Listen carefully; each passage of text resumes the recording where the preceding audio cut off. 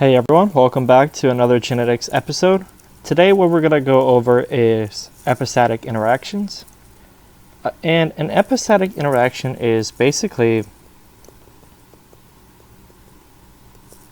this is an interaction that controls a single trait, and when this single trait is being controlled by two different genes. So basically what you have here is a single trait that is being controlled by two or more genes,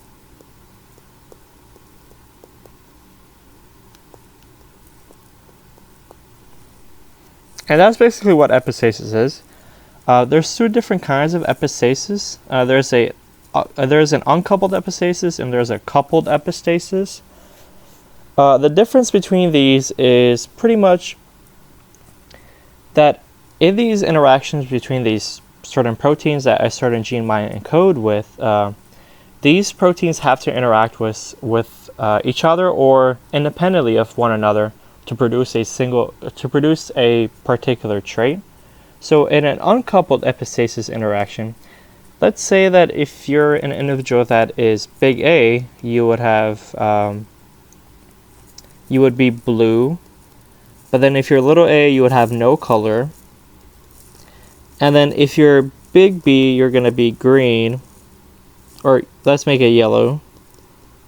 And then if you're little b, you're not yellow, so you're no color. And basically an uncoupled epistasis interaction will be something like you would have a no color precursor, so you would be a no color, and then you would have two different pathways that encode for a particular phenotype. Let's say blue, and then this one will be for yellow. So in this interaction, what you have to have is you must have the dominant allele in order for you to be blue, right? So if you have the dominant A allele, you're gonna be blue, and then if you have the dominant B allele, you're gonna be yellow. So what we have over here is we have a single gene and we have two different genes, or a single trait, excuse me, controlled by two different genes. And then if both of these individuals are, if the genotype of this individual is big A whatever and big B whatever, their phenotype would be blue plus yellow, so green. If you're big A whatever and little b, you're going to end up with blue phenotype. And if you're little a, big B whatever, you're going to end up with a yellow phenotype. And then if you're all recessive, then you're going to end up with no color at all. So this is what all uncoupled epistasis is that basically these two or more genes don't actually interact in the same pathway together, but they still end up producing the same exact trait, but just different phenotypes.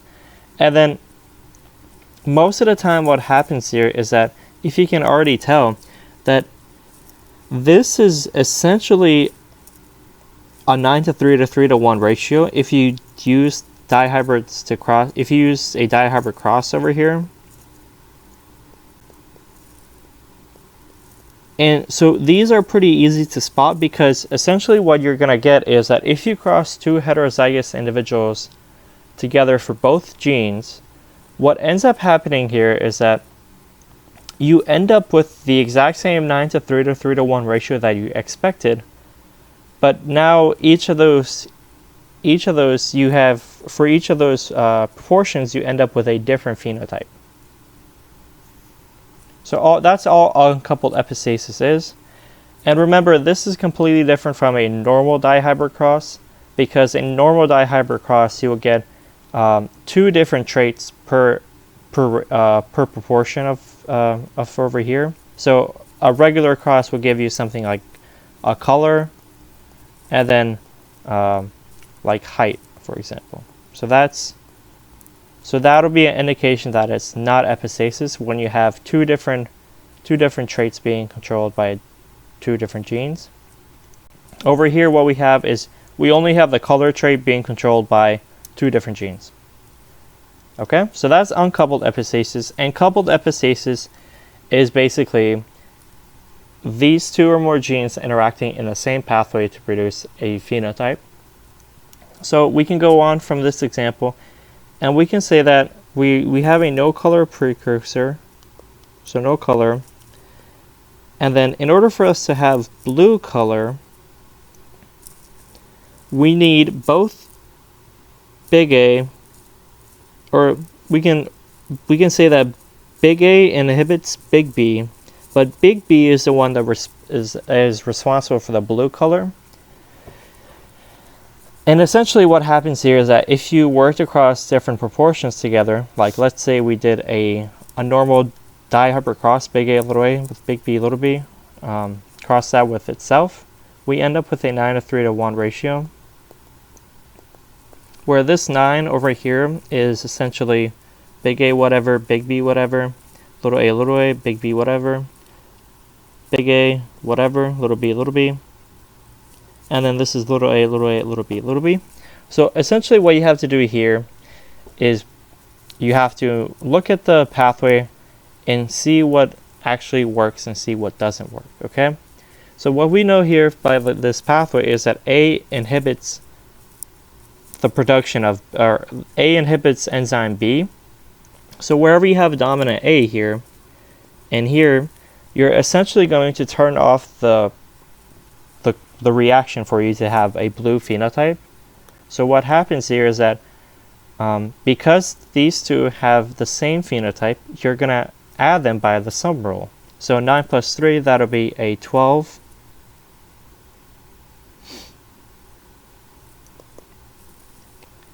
Now what we have over here, we have an individual that has little a, but big B whatever. So now what happens here is that this 3 in the ratio actually has the blue phenotype because we have an inactivated A enzyme, and then because of this inactivated A, it doesn't do anything. And then that allows us activated B to produce the blue phenotype. So that'll be blue. Oops.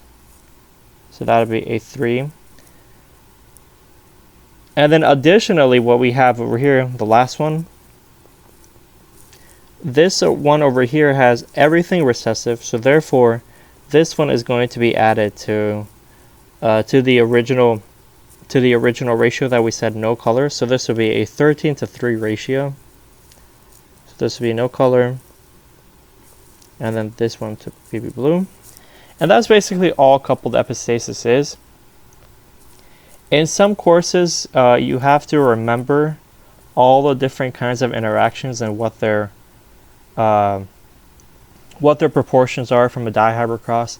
I don't recommend doing that because you're just memorizing to memorize stuff, whereas if you're trying to understand how genetics works and how to answer a question that involves an epistatic interaction, and you're crossing unknown genotypes together, it's going to be very difficult for you to actually get an answer where if you just remembered how it worked, or if you just remember the product of a certain epistasis interaction, right? If you've remembered this product, you're never going to be able to answer a question that has something like